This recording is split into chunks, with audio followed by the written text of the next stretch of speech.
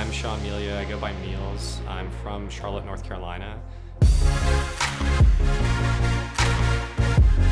When I was in about 6th grade, one of my friends showed me this program that you could use to open people's CD drives and stuff like that. So we thought it was great. We're in middle school. We don't really know what we're doing. We're doing it to all of our friends. We're opening their CD drives. And then we realized, hey, we should probably not do this, because it could be construed as bad.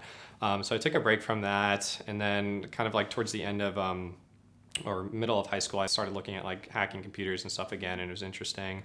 And then when I got more into professional hacking at the end of college, I took an internship where I got to do pen testing. And then I got eventually a job as a pen tester, and I've been doing that for about 5 years. Breaking into networks and stuff like that on a daily basis is what I do. I just wake up every day, look at a network, look at a website. I'm like, how can I break this? How can I get around their security controls?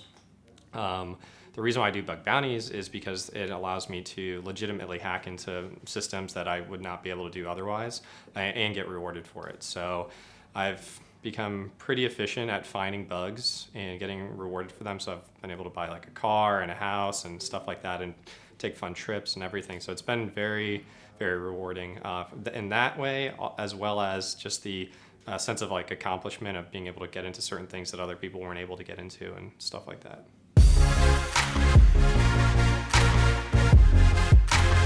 If I find something really good, it can make me stay up the rest of the night and try to find more bugs. So sometimes I'll be going to bed at 5 a.m. and my girlfriend might be waking up to go to work, and she'll be like, "You haven't gone to bed yet?" And I'm like, "Nope, just been hacking the entire night."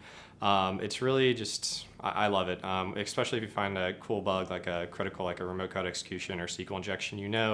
You're going to get a big bounty, and the company's going to be happy that you reported it to them.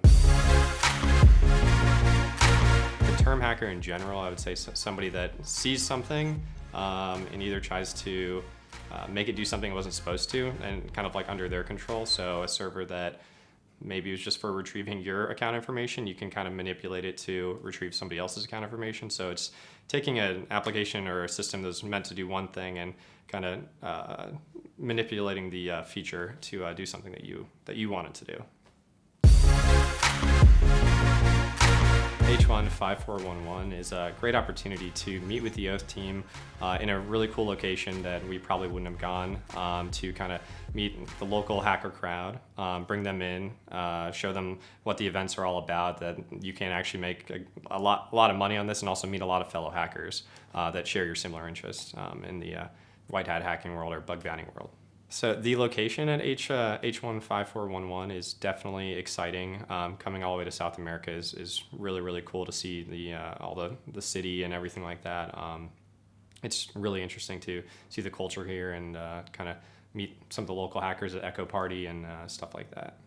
The events really have helped me become a better hacker with the teams, as well as kind of interfacing with the other fellow hackers like Franz, Joel, and stuff like that. It just working with them and collaborating on bugs and talking through things has really helped me to understand things. So when I leave the events, I leave with more knowledge than I came in with. Being part of the hacker community is where you give a little, you get a little. So if you're getting a lot from the bug bounty community as far as people sharing reports and stuff like that, it's always good to kind of reciprocate that and share. Either if someone just messages you on Twitter, on your blog post or something like that, if you were able to answer their question, it can definitely help them farther down the road, and likewise. And I always appreciate it when somebody answers my question as dumb or as simple as it might be. I always appreciate that.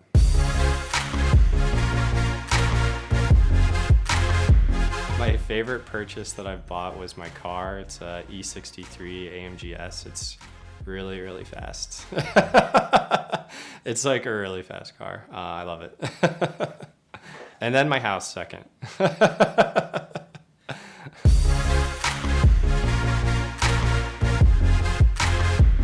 I first started getting into hacking, I worked with two senior engineers, Joey and Rob, and they were the ones that answered all my questions when I was I found a SQL injection one day at work, and I was like, I don't even know what I'm doing. What does this even do? They walked me through how to exploit it and everything like that, and they kind of showed me the ropes on how to become a better hacker. And without them helping me, I probably wouldn't be where I am right now. So.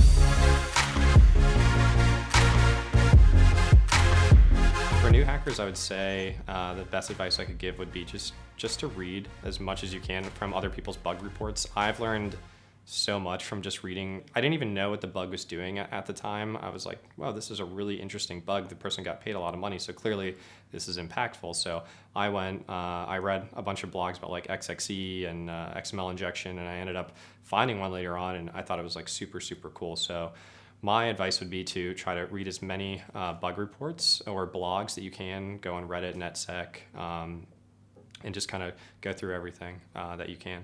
Even if it doesn't make sense now, it may make sense 6 months down the road, and that's all that matters.